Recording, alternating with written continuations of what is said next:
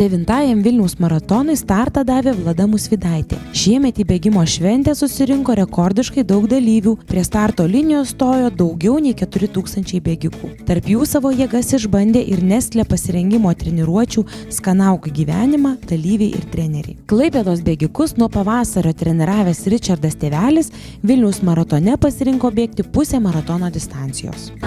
Bėgau pusę maratono, 21 km. Iš tikrųjų jausmas geras labai, įdomios vietos, įdomi trasa ir jausmas tikrai geras, nes bėgosi gerai, viskas puikiai.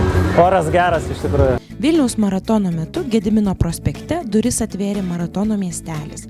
Šventės dalyviai ir svečiai vaišinosi karšta Nescafe kava, atgavo jėgą su KitKat batonėliais, o sveikuoliai galėjo paragauti natūralių sausų pusryčių.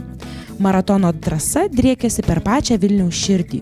Dalyviai bėgo Neries krantine, Gedimino prospektu ir Senamiesčio gatvėmis. Bene daugiausia bėgikų pasirinko vieną maratono ratą ir įveikė 10 km distanciją. Pasak dalyvių, Vilniaus maratonas suteikė daug teigiamų įspūdžių ir pasitikėjimo savimi. Tikrai toks adrenalinas, tai, pirmas dalykas pasididžiavimas, nes kažkaip ar įveiks ar ne.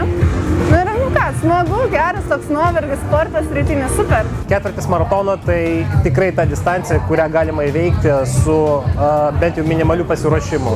Ir tai tikrai labai didelis džiaugsmas, labai didelis, nežinau, kad visiškai būstas savo pasitikėjimu savimi. Registracija kitų metų Vilniaus maratoną jau prasidėjo. Visus planuojančius dalyvauti bėgimo šventėje kitąmet kviečiame registruotis jau dabar. Iki rugsėjo 16 dienos dalyvio mokestis perpus pigesnis.